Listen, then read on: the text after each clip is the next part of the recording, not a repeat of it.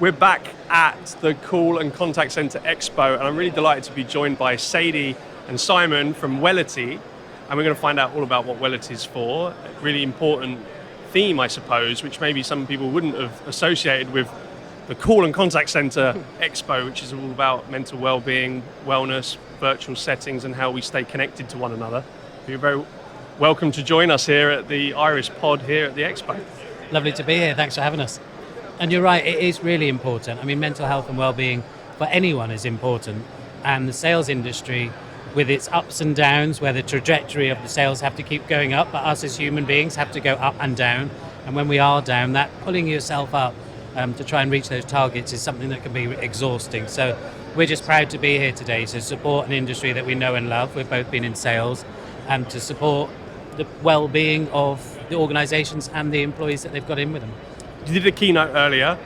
Was it something that people were expecting to hear about today at this? Because you kind of feel that this is about data and CRM and headsets, and maybe even slightly what we're doing with voice isolation technologies. Were they expecting to come and hear something about mental well-being? Yeah, it's a great question, and a lot of the time people expect conversations to be more around productivity, around performance, around output, around targets, but really underneath all of that is people and that human being who's trying to reach those targets and to generate those outcomes. So I think a few people were quite surprised in the audience, but they could relate to it, absolutely. When we're talking about the statistics relating to burnout particularly, 89% of people reported experiencing burnout over the last year, and there were a lot of people nodding in the audience that they understood what it felt like to be that tired, essentially.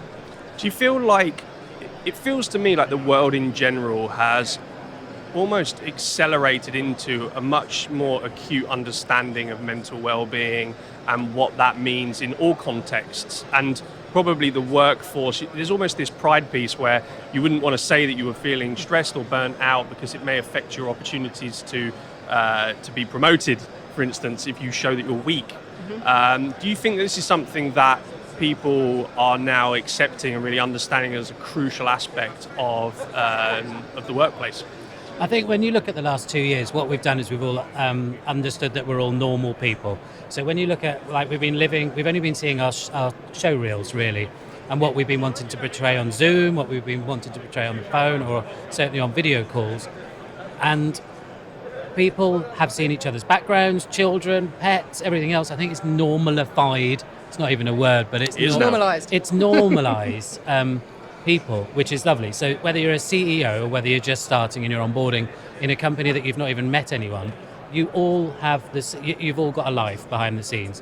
What we've got to be very careful about is when people do press shut on the laptop or ended the call, that we're all very aware of each other's mental health and well-being beyond the show reel. So in a time now that we're all remote working and no one sees each other, and actually staff are joining companies but never met their teams, we have to be able to look for the signs that everyone is well. And going back to your point about the sales industry and why we're here and people not really wanting to talk about mental health and well-being, it's funny, if we flipped it round and we said, do you want higher output? Do you want less churn? Do you want your people to be happier because happy people sell? It would be yes, yes, yes, yes, yes. Well, underpinning all that is what we do. But if you say, do you want well-being, and people just still think fluffy slippers and yoga, and it's not that, it's moved on so much. Yeah, it's wonderful actually that is the case. I think it was almost like investment in those sides of people's roles was seen as, they're the first budgets that you cut. Fluffy. Yeah, it's the fluffy stuff. We're an active stand. We've got potential clients coming in and out. We're doing demos here. I just think that connectivity, and I wonder whether you guys have any insights on this. COVID and us being locked away was obviously a real big impact to so many people's lives, literally people's lives. Is there some way that we can take a positive out of it, in that we have maybe readdressed that work-life balance, we've reconnected with our families and our friends by being, at home a little bit more, and now we have to figure out the way that we don't lose that aspect of what came out of being locked down in that way. Do you see it the same? Oh, I'm smiling because, and I've got to pass it to, this is one of Sadie's specialist courses, but we look so often at post-traumatic stress. And I think what a lot of people are doing now, and what is a very positive thing to do, is look at post-traumatic growth. like we've all made it out, okay? What have we learned from it? People have been CEOs of their own environment for 2 years. They've homeschooled, they've been in charge of everything, and they've had so much life happening. What have we learned? I'm going to hand you over to Sadie because she has got courses on this. No, it's just a really important message, like Simon said, around growth. What has this taught us, particularly around compassion, around connection, around community? What does this mean for us as people and how we've come together and got through this? And that's how we grow from adversity. It's how we develop and evolve, essentially. And I think that quality of connecting with other people, we've had to pivot the way we've done that because a lot of people have been, locked to four walls and had to communicate virtually. But it's how we do that intentionally moving forwards and don't lose sight of what that's taught us about people and about the quality of the interactions we have with those individuals. Tell us about how you deliver that then. So Wellity, you're a training platform, coaching. Steal the floor. Tell us what it is to have a session or training from Wellity. So yeah, Wellity Global is, as it says, a global training and consultancy that specialises in workplace mental health and well-being. It can come in many shapes or forms because if you take some clients who are all frontline, like Royal Mail and Parcel Force, for example, who have a lot of frontline employees, you can't get them all in an hour, in the same place for an hour to do a workshop. The same with the police, the same with the ambulance. But for example, we supported the police at the G7 summit because of there were issues around people just being completely burnt out, absolutely exhausted. So we supported them, and we'll do the same with any public service. But at the same point, we work in senior leadership teams, so it might be presenting an hour on how to be a mentally fit leader, or it might equally be about how to see the signs of domestic abuse. So we don't shy away from the nitty gritty. People used to say, oh, what is well-being? Well, if you look after your breathing and if you take some more time off or give a bit more holidays, you'll be fine. Actually, it's not. It's gone darker than that. And I think what we've realised in the last 2 years is that we have to address it ourselves with anxiety, financial anxiety, which is the biggest taboo, burnout, stress. Like I said, domestic violence. We have incidents of suicide that get reported to us every week, and we go in and support. What is the language to use around that? So you can see these are pretty grave topics and that they're just real topics. So that could be an hour online, it could be in a workshop, it could be the UK Home Office are rolling out an hour-long e-learning course because a lot of their people can't be in the same place at one time. So whatever it is, as long as it's got the subject at its core, it can be delivered, whether frontline, one-to-one, in person, to big crowds or small, it doesn't matter. But yeah, that's what we do. What's the? Did you have any insights on home working and this phrase that I think got coined quite early on, Zoom fatigue?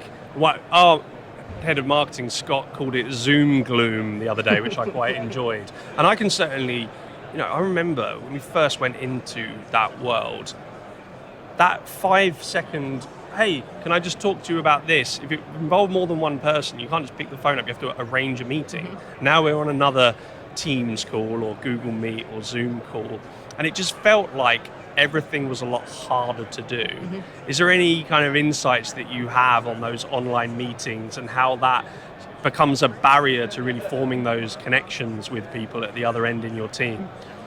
I think it's firstly thinking about the different tools that we have and the different ways that we can communicate and not just going to a default mode, because like you say, first of all, it was Zoom and Teams and all these tools that straight away we have a meeting, we do it on Zoom, this is quite exciting, we can have a quiz and we can do all these things. But then suddenly that becomes just the way that we work. So it's assessing, is this the right tool that we could use? Would a phone call be better, essentially? How can we actually communicate to have quality and that interpersonal element, essentially, that a lot of the time people are missing when they're interacting in this remote world, and how we can recreate that and not just relying on the same tools all of the time, but looking a bit broader than that, essentially. It was a default, wasn't it? Yeah. It was like, right, schedule it in. Right, I can't do it for the next hour because you wouldn't ever set up a meeting that you do immediately. It has to be later this afternoon. And then, you have that 5 minute where someone's tech isn't working and then someone... You're on mute. The mute-unmute dance, and the whole thing just became very laborious. Yeah, it drove me up the wall, but somehow out of it, it almost galvanized our team. Mm-hmm. And you actually said it earlier, Simon, where some people hadn't even met one another. They joined a team over the last 18 months. Wouldn't have met each other until they emerged from lockdown. Yeah, I mean there are certain things, little hacks that you can do to prevent that Zoom fatigue. So even when you said, default to having a 60-minute session, why does it have to be an hour? Just put it in as 40 minutes. So then you've got 20 minutes to play with till the next hour.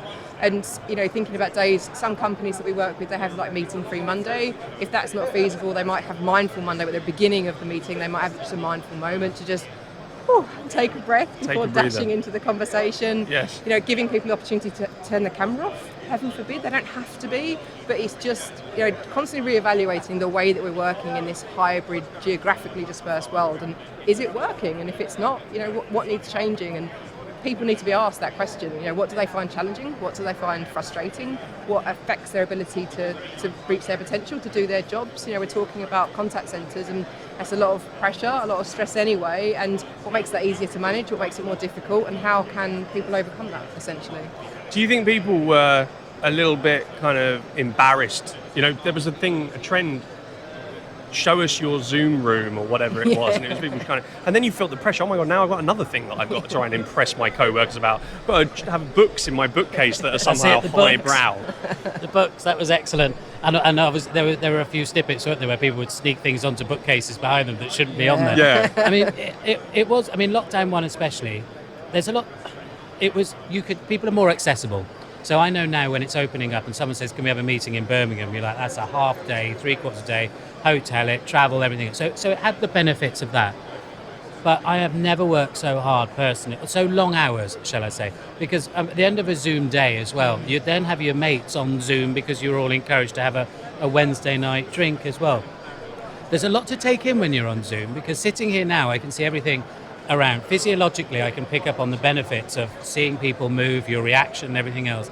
Your concentration levels when you're on Zoom, it goes through the roof, doesn't it? It goes through the ceiling, because you have to take so much in. You have to be looking for signs and signals that you would ordinarily have with volume, tone and everything else that you would have when you're seeing them.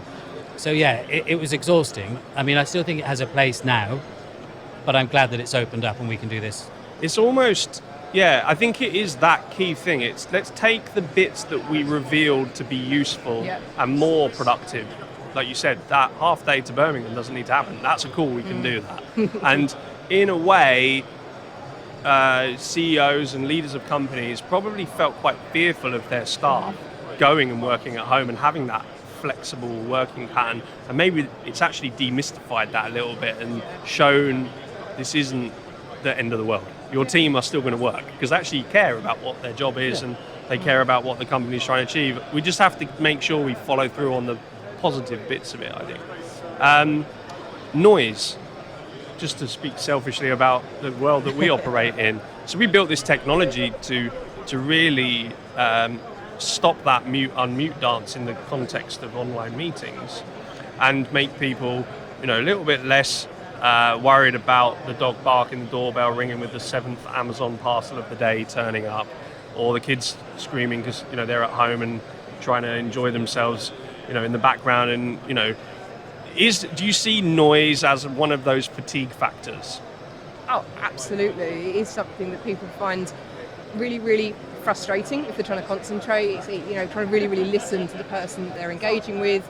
They get embarrassed. They feel quite, unsure what the other person is perceiving about them, what they're thinking about them, and quick, like you say, that I love your phrase, the mute-unmute dance, because it's so true. It's someone coined it in the team, and I won't steal their thunder, but I enjoy it as well. Yeah, it's true though. We see it a lot, don't we? Yeah, I think the novelty is going to wear off. Like you said, we're all. It's lovely to do a Zoom. Should we do a Zoom? Should we jump on a Zoom? Should we? But I think the novelty will wear off, and I think professionalism will come back, because if that's the medium that we're going to move in, I think then and it's going to be the longevity of it. It's going to have to sharpen up in how you present, even to the dress code, even to the way we are, the way we present, being on time. I think all these old-fashioned things, even that sort of handshake or how we greet. You'll have training courses on how to greet each other at Zoom. I mean, we're signing up for a trial. We have 5 presenters who are presenting in the same office. So it's a case of when Sadie's presenting, right, we all or at least have respect, because although we do as much as we can to counter out, we can still hear it. You can still hear tapping away. And I just think the standards of professionalism, if this is the arena that we're going to be working in, will suddenly revert to our old-fashioned ways of working, but in this environment. And I think to have complete connection when you're talking to someone and not have to listen in the background and take everything else in. You know, we have group meetings where we're seeing people tapping away. You won't be able to do that anymore, where they are taking their Amazon deliveries and everything else. And I think, well, that's novelty now. So yeah, we're signing up. This is something that we would need complete professionalism on all of our calls. Yeah, I think as well from a personal perspective, when you ask the question, you're thinking about what we're seeing, but you know, from an individual perspective and a professional perspective, when I'm delivering and I've got a large audience who are listening keenly to me, I'd like to think, but I can hear other things and I'm concerned and distracted, and is that something that they can hear, and is that affecting the quality of my message? So it does have an impact on my energy and my well-being, because I'm becoming preoccupied with what's happening around me and the impact of that noise against my delivery. And I think Simon's point around going back more to being more professional, and the quality of that message is where we're going to revert back to, essentially, because everyone's been kind of muddling through and trying to work out how best to communicate in this world, and now it's like, let's fine tune it.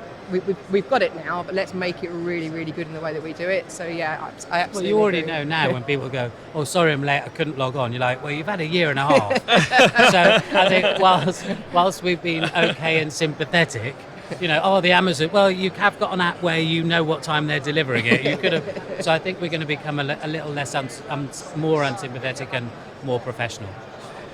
We say we're all about flow state. So some of our other technologies are about neurological activation through audio and an attainment of a state of flow. It's why our headphones that we launched last year are called the Iris Flow headphones. And actually in this product, we say conversations flow with clarity, because there's something incredibly jarring about you're in your moment, you're saying what you want to say, or you're having that important discussion, and it's just ruined by constant kind of, can so-and-so go on mute please? And then actually it's almost quite mean when you say, can they go on mute? Because then they feel like, I've got a thing, I have to press this button to be involved. But there's the other thing where hosts put people on mute. Yes. So when we hear background noise, as well, you know, we haven't been queued up to say this, but when we do hear background noise, don't we co-host a lot of our things to organisations like, I've said it, Fujitsu. There's a lot of people in the room. There could be hundreds, if not thousands.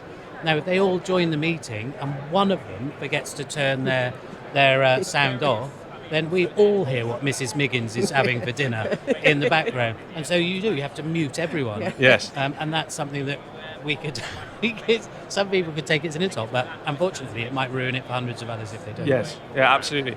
And then if we multiply out those conversations, so I don't know, at the peak I was doing something like 8 or so. Our platform of choice is Google Meet. There are other online meeting platforms available.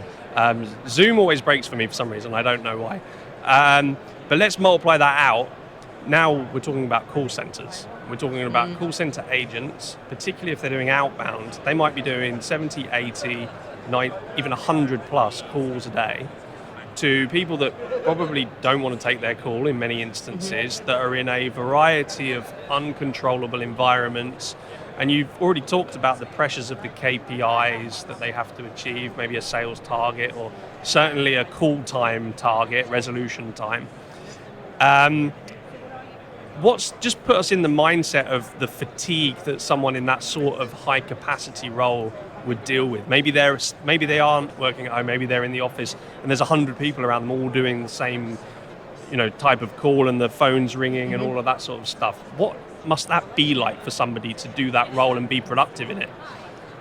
I think essentially it's looking how quickly people do fatigue anyway, well, because of what's been going on in the world, and their frustration levels. When you look at some of the more common emotions that people experience in any industry, it is frustration, that getting really easily irritated. So if they are looking to convert or qualify a lead, or they're having these conversations and they need them to be really, really rich, essentially, then those slight audio issues, those noises, those distractions, those interruptions, it will heighten their frustration levels, and it will be very, very obvious in their tone of voice, and the other person will pick up on that very, very quickly, and that it will contribute towards them tiring, losing their motivation, losing their morale. So it's really starting to think about essentially what can equip them with making sure that it's more rich, essentially, in quality.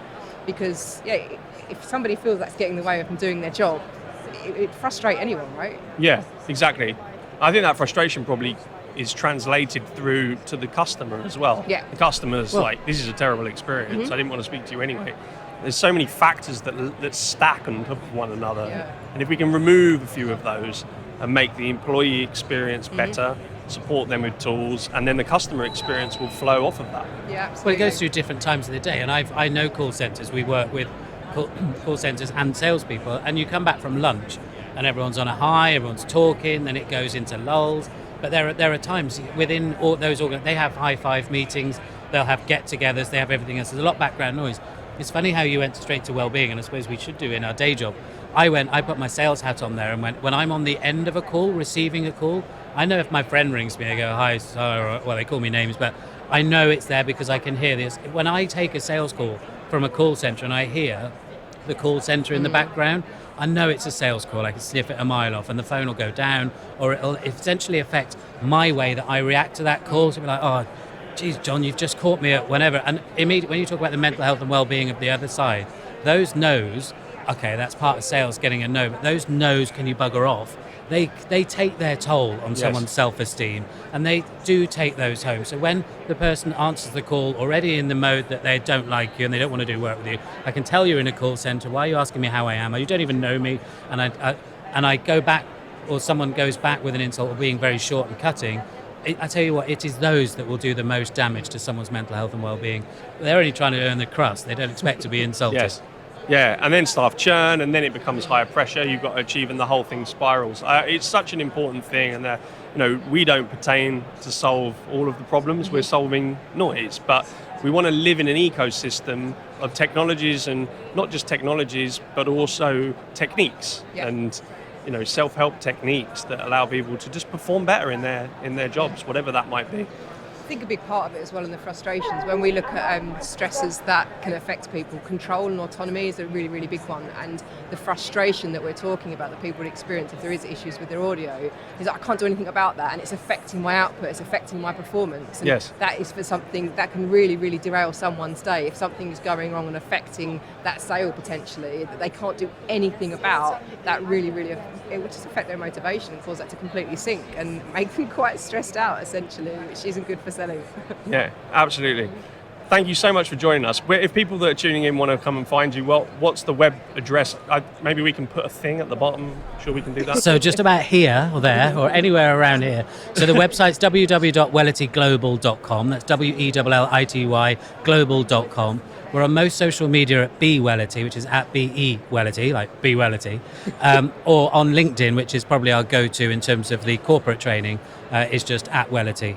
So find us there, follow us all, and we'd love to hear from anyone. Yeah, we'll be sharing this on our socials and on our LinkedIn and form a partnership with you guys. We absolutely love what you do. Well, we're definitely trialing it, honestly, because it works for us. It works for our current state, and if we can form a partnership, we are more than happy with that.